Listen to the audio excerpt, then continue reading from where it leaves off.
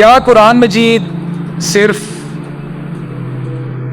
کوئی فوت ہو جائے تو یاسین پڑھ لی، پھر قرآن مجید کو بند کیا اور اوپر کسی جو ہے اوپر والے شیلف میں رکھ دیا، اچھے سے غلاف میں اس کو ریپ کیا، بڑا قیمتی غلاف ہوتا ہے، بڑا جو ہے سلکی قسم کا، یار گندا نہ ہو جائے مصحف؟ یا جب کسی کی شادی ہوتی ہے کچھ آیات پڑھی پھر بند کر کے اوپر رکھ دیا، یا کوئی ایسا معاملہ بگڑ جائے، لڑائی ہو، ڈائیورس کی کوئی سچویشن ہو، دونوں فریق نے قرآن ہاتھ میں لی ہوئے ہیں، قسمیں اٹھا رہے ہیں ہم حق پہ ہیں، ہم حق پہ ہیں، تصور کریں ہم نے قرآن مجید کے ساتھ کیا سلوک کیا ہے۔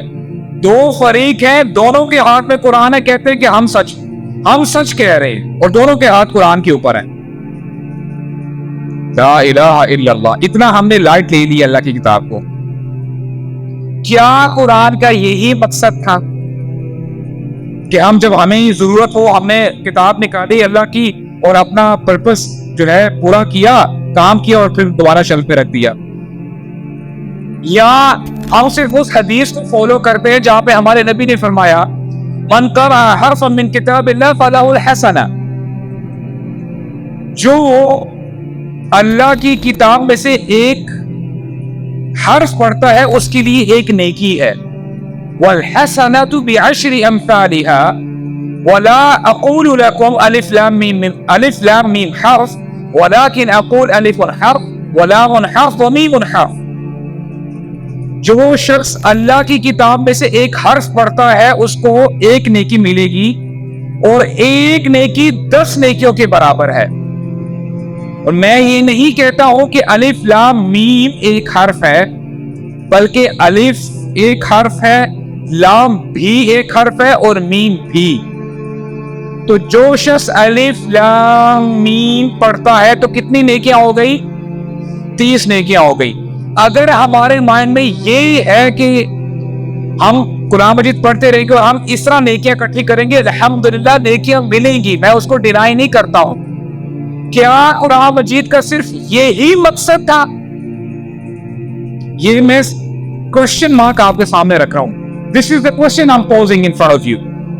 نہیں، قرآن کا مقصد اس سے بہت اونچا تھا، اور ہمارا دین اتنا کمال کا دین ہے، واللہ میں آپ کو بتاؤں کہ کوئی پہلو ہماری زندگی کا ایسا نہیں، زندگی کیا موت اور موت کے بعد والا بھی جو سینیریو ہے اس کی بھی رہنمائی ہمارا دین کرتا ہے۔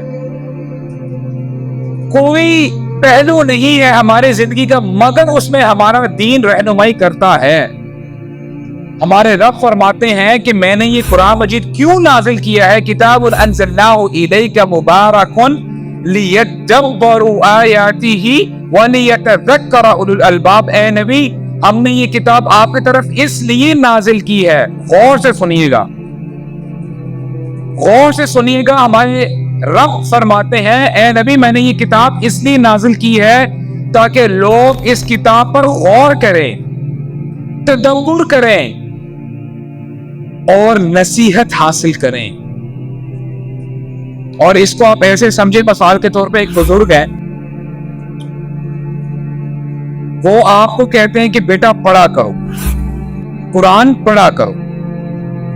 اب یہ بزرگ نے آپ کو کیا کی ہے؟ نصیحت کی ہے، رائٹ؟ اب نصیحت جس نے کی ہے اور جس کو کی گئی ہے، اس میں فائدہ کس کا ہے؟ جس کو کی گئی ہے اس لڑکے کو ہے، ٹھیک ہے؟ کرنے والے کو اس کا فائدہ نہیں ہے، ایسا ہے کہ نہیں؟ ہاں، اس کے حسنات ملتے ہیں، لیکن just for the sake of understanding اس کا فائدہ کس کو ہو رہا ہے؟ دوسرے بندے کو ہو رہا ہے۔ تو یہاں پہ ہمارے رب فرماتے ہیں اس میں نصیحت ہے تمہارے لیے، ہمارا کوئی فائدہ نہیں ہے۔ تم پڑھو، رات دن پڑھو یا نہ پڑھو، تمہارے پڑھنے سے نہ ہماری سلطنت اونچی ہو جائے گی، تمہارے نہ پڑھنے سے ہماری سلطنت بیٹھ نہیں جائے گی۔ ہمیں کیا فرق پڑتا ہے تم پڑھو یا نہ پڑھو؟ اس میں تمہارے لیے نصیحت ہے، تمہارے لیے فائدہ ہے، تمہارے فائدے کی بات ہے۔